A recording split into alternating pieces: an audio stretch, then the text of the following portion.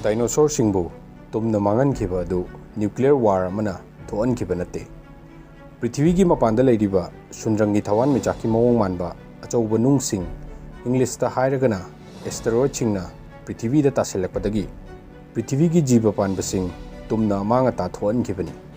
Chawkhalakpagi matungina hairiba asteroid sing asina Prithivi da tarakpada asok apan akayatoy yamna thokadaba oiragadi Prithivi da yorokthringai Makhoibu Prithivi dagi thaidokinaba pambai nasana mamangda puthokre.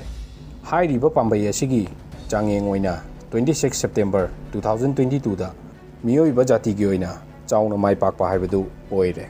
Mayam history da lehorgadaba warini pukning changna tabiyu.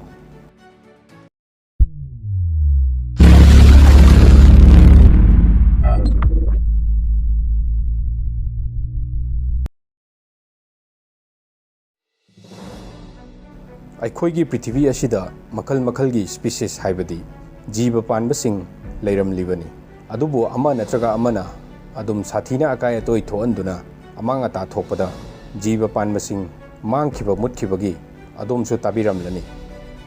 Khudam moina dinosaur singna chahi lakya Prithivi asida makhoina khwaidagi chauna ningtamna palamlibani. Adubu asteroid amakakna Prithivi da tasilakpadagi Dinosaur sing tumna mangki. Ngasidi dinosaur sing adugi fossil natana uba fangdrabani. Scientist sing na nainabada Prithivi asida asteroid amakhak tasilakkiba natte. Dinosaur singbu tumna mangan mangamliba asteroid sing masing khangdana dinosaur mangkibagi mamangda taramgani hairi. Maram masina matam dugi jiba panbasing hanjan tangkak kya tumna manglamgani. Hairiba achauba asteroid singna Prithivi ga thengjinabasi chahi lakh khara-kharagi matungda cycle oina haibadi chang naina thokpa thogdokni hairi. Hojik miyoiba jatina Khwaidagi Loushing leina Prithivi asida leiribasi nongma natraga nongma khangawdana amangata maraktuda aikhoisu yawgadra haibasini Khwaidagi nungnangba wafamdi.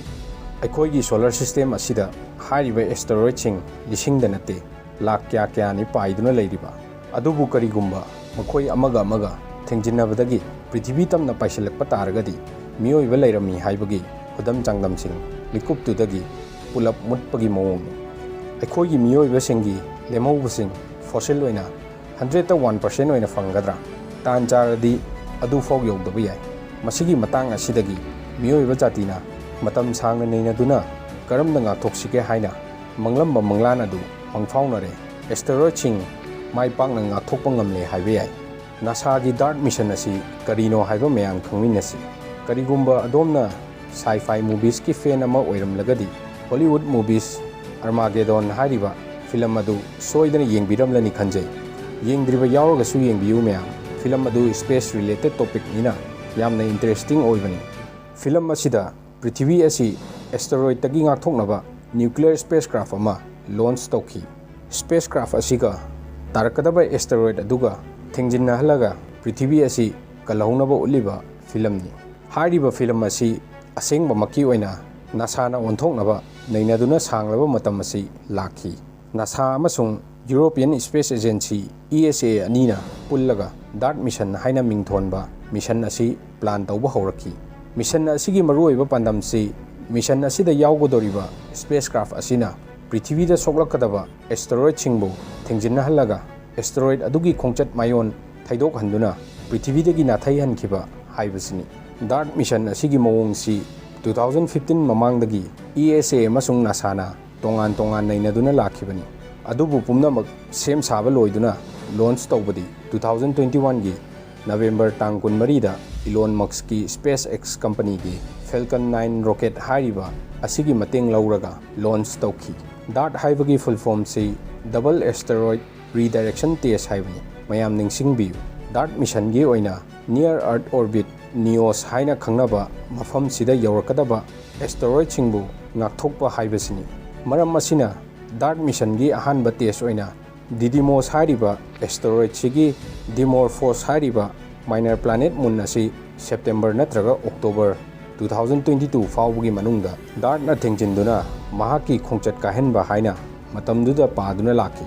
Hairiba asteroid asina Prithivi da tasilakpada aduk hangna akaiba pibagi wafam di leite.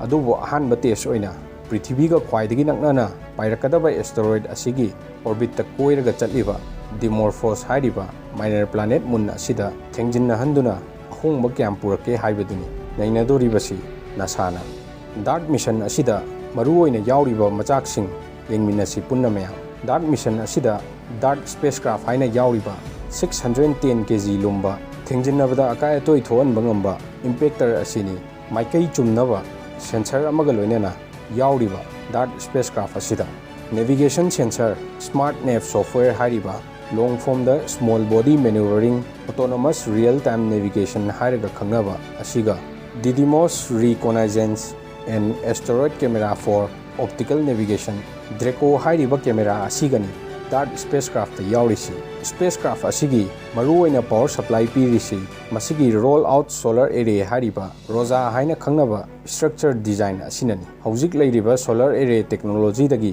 ꯁꯔꯨꯛ 3 ꯍꯦꯟꯅ ꯁ꯭ꯄꯦꯁꯀ꯭ꯔꯥꯐ ꯑꯁꯤꯗ power ꯄꯤꯕ ꯉꯝꯃꯤ ꯍꯥꯏꯔꯤ꯫ ꯄꯥꯎ ꯐꯥꯎꯅꯕꯒꯤ ꯑꯣꯏꯅ ꯍꯥꯞꯂꯤꯕ ꯑꯦꯟꯇꯦꯅꯥ ꯑꯁꯤꯁꯨ spiral ꯔꯦꯗꯤꯌꯦꯜ line slot array ꯍꯥꯏꯔꯤꯕ RLSA ꯍꯥꯏꯅ ꯈꯪꯅꯔꯤꯕ ꯌꯥꯝꯅ ꯃꯇꯤꯛ ꯃꯌꯥꯏ ꯀꯟꯕ ꯑꯦꯟꯇꯦꯅꯥꯅꯤ꯫ ꯍꯥꯏꯔꯤꯕ ꯑꯦꯟꯇꯦꯅꯥ ꯑꯁꯤꯁꯨ ꯗꯥꯔꯠ ꯁ꯭ꯄꯦꯁꯀ꯭ꯔꯥꯐꯇ ꯏꯍꯥꯟ ꯍꯥꯟꯕ ꯑꯣꯏꯅ ꯍꯥꯞꯄꯅꯤ ꯍꯥꯏꯔꯤ꯫ ꯁ꯭ꯄꯦꯁꯀ꯭ꯔꯥꯐ ꯑꯃꯕꯨ ꯃꯥꯏꯀꯩ ꯆꯨꯝꯊꯣꯛ ꯆꯨꯝꯁꯤꯟ ꯇꯧꯕꯗ ꯊ꯭ꯔꯁ ꯍꯥꯏꯅ ꯈꯪꯅꯕ ꯁ꯭ꯄꯦꯁꯀ꯭ꯔꯥꯐ ꯑꯗꯨꯕꯨ ꯑꯀꯟꯕ ꯁꯥꯐꯨ ꯑꯃꯒ ꯂꯣꯏꯅꯅ ꯏꯟꯕ ꯉꯝꯒꯗꯕ ꯊ꯭ꯔꯁ ꯑꯁꯤꯁꯨ ꯅꯦꯛꯁ ꯑꯥꯏꯑꯣꯟ ꯊ꯭ꯔꯁꯇꯔ ꯍꯥꯏꯔꯤꯕ ꯁꯣꯂꯔ ꯏꯂꯦꯛꯇ꯭ꯔꯤꯛꯇꯒꯤ ꯃꯊꯧ ꯇꯧꯔꯛꯀꯗꯕ ꯑꯁꯤꯅꯤ ꯍꯥꯞꯂꯤꯕꯁꯤ꯫ ꯔꯣꯀꯦꯠꯇ ꯍꯥꯞꯂꯤꯕ ꯀꯦꯃꯤꯀꯦꯜ ꯊ꯭ꯔꯁ ꯑꯁꯤꯒ ꯑꯥꯏꯑꯣꯟ ꯊ꯭ꯔꯁ ꯑꯁꯤꯒ ꯆꯥꯡꯗꯝꯅꯕꯗ ꯁꯣꯂꯔ ꯑꯥꯏꯑꯣꯟ ꯊ꯭ꯔꯁ ꯑꯁꯤꯅ ꯀꯦꯃꯤꯀꯦꯜ ꯊ꯭ꯔꯁ ꯑꯁꯤꯗꯒꯤ ꯂꯨꯝꯕ ꯆꯥꯡ ꯍꯟꯊꯕ ꯃꯔꯝꯅ ꯁ꯭ꯄꯦꯁꯀ꯭ꯔꯥꯐ ꯑꯃ ꯏꯔꯥꯏ ꯂꯥꯏꯅ ꯃꯥꯏꯀꯩ ꯍꯣꯡꯗꯣꯛ ꯍꯣꯡꯖꯤꯟ ꯇꯧꯅꯕ ꯏꯟꯕ ꯃꯇꯝꯗ ꯑꯗꯨꯛꯀꯤ ꯃꯇꯤꯛ ꯈꯨꯗꯣꯡꯆꯥꯕ ꯑꯃꯗꯤ ꯑꯣꯏ ꯍꯥꯏꯔꯤ꯫ ꯍꯥꯏꯔꯤꯕ ꯃꯆꯥꯛ ꯃꯌꯥꯝꯁꯤ ꯄꯨꯟꯁꯤꯜꯂꯒ ꯗꯥꯔꯠꯀꯤ ꯁ꯭ꯄꯦꯁꯀ꯭ꯔꯥꯐ ꯑꯁꯤ ꯗꯤꯖꯥꯏꯟ ꯇꯧꯗꯨꯅ ꯏꯂꯣꯟ ꯃꯛꯁꯀꯤ ꯁ꯭ꯄꯦꯁ ꯑꯦꯛꯁ ꯀꯝꯄꯅꯤꯒꯤ ꯐꯦꯜꯀꯟ 9ꯅ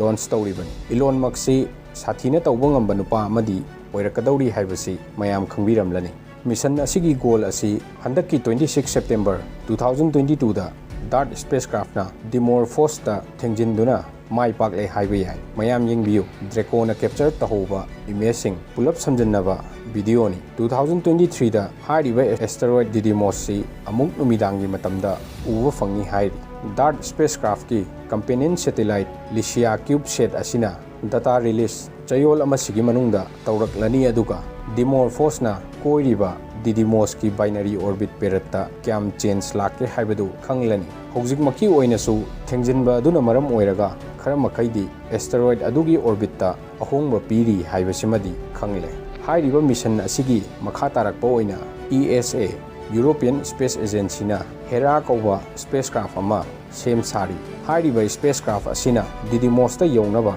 2024ꯗ ꯂꯣꯟꯆ ꯇꯧꯒꯅꯤ ꯍꯥꯏꯔꯤ꯫ ꯗꯤꯗꯤꯃꯣꯁꯇ ꯀꯌꯥꯝ ꯑꯀꯥꯏꯕ ꯄꯤꯈꯤꯕꯒꯦ ꯍꯥꯏꯕꯗꯨ ꯀꯨꯞꯅ ꯅꯩꯅꯕ ꯉꯝꯅꯕ ꯅꯩꯅꯕ ꯂꯣꯏꯔꯕ ꯃꯇꯨꯡ 2027ꯗ ꯑꯃꯨꯛ ꯍꯜꯂꯛꯀꯅꯤ ꯍꯥꯏꯅ ꯁꯥꯏꯟꯇꯤꯁꯁꯤꯡꯅ ꯄꯥꯅꯔꯤ꯫ ꯃꯇꯝꯗꯨꯗ ꯍꯦꯔꯥꯒꯤꯁꯨ ꯃꯤꯂꯥꯅꯤ ꯑꯃꯁꯨꯡ ꯖꯨꯚꯦꯟꯇꯁ ꯍꯥꯏꯔꯤꯕ ꯀ꯭ꯌꯨꯕꯁꯦꯠ ꯑꯅꯤꯁꯤꯁꯨ ꯄꯨꯔꯒ ꯆꯠꯀꯅꯤ ꯍꯥꯏꯔꯤ꯫ ꯍꯧꯖꯤꯛ ꯐꯥꯎꯕꯒꯤ ꯑꯣꯏꯅꯗꯤ ꯄ꯭ꯔꯤꯊꯤꯕꯤ ꯑꯁꯤꯗ ꯑꯀꯥꯏ ꯑꯇꯣꯏ ꯊꯣꯛꯍꯟꯒꯗꯕ ꯑꯦꯁꯇꯦꯔꯣꯏꯗꯁꯤꯡ ꯃꯥꯏ ꯄꯥꯛꯅ ꯉꯥꯛꯊꯣꯛꯄ ꯉꯝꯂꯅꯤ ꯍꯥꯏꯕꯁꯤ ꯅꯥꯁꯥ ꯑꯃꯁꯨꯡ ꯁ꯭ꯄꯦꯁ ꯑꯦꯖꯦꯟꯁꯤꯁꯤꯡꯒꯤ ꯊꯥꯖꯕꯅꯤ꯫ ꯍꯥꯏꯔꯤꯕ ꯗꯥꯔꯠ ꯁ꯭ꯄꯦꯁꯀ꯭ꯔꯥꯐ ꯃꯤꯁꯟ ꯑꯁꯤꯒꯤ ꯄꯥꯝꯕꯩꯁꯤ ꯅꯠꯇꯕ ꯅ꯭ꯌꯨꯀ꯭ꯂꯤꯌꯔ ꯄꯥꯝꯕꯩ ꯐꯥꯎ ꯃꯇꯥꯡꯅꯕꯨ ꯂꯥꯛꯂꯗꯤ ꯁꯤꯖꯤꯟꯅꯕ ꯌꯥꯎꯔꯛꯀꯅꯤ ꯍꯥꯏꯅ ꯅꯥꯁꯥꯅ ꯐꯣꯡꯗꯣꯛꯂꯤ꯫ ꯉꯁꯤꯒꯤ ꯀꯟꯇꯦꯟꯠꯁꯤ ꯃꯌꯥꯝ ꯀꯝꯗꯧꯕꯒꯦ ꯍꯥꯏꯕꯗꯨ ꯀꯃꯦꯟꯇ ꯍꯥꯏꯕꯤꯔꯛꯎ꯫ ꯃꯊꯪ ꯅꯨꯡꯉꯥꯏꯕ ꯀꯟꯇꯦꯟꯠꯇ ꯃꯌꯥꯝꯒ ꯑꯃꯨꯛ ꯊꯦꯡꯅꯔꯁꯤ꯫